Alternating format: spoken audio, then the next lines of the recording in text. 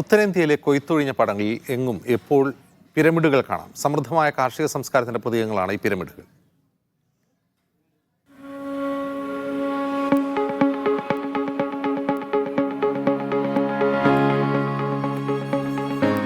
ദൂരെ നിന്ന് കണ്ടാൽ പിരമിഡുകൾ എന്ന് തോന്നും. പഞ്ചാബിലെയും ഹരിയാനയിലെയും കൊയ്ത്തൊഴിഞ്ഞ ഗോതമ്പ് പാടങ്ങളിലെ വൈക്കോൽ പിരമിഡുകൾ.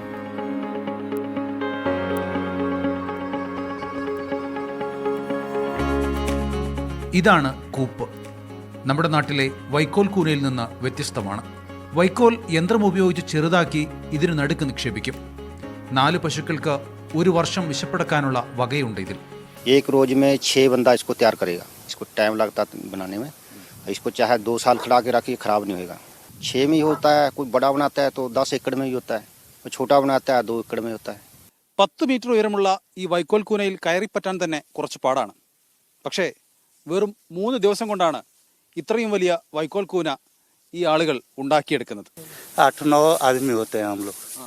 ये ठंडा मौसम रहेगा तो 1 दिन में कर देंगे, नहीं तो 2 दिन लगता है. गर्मी हो तो 2 दिन लग जाएगा.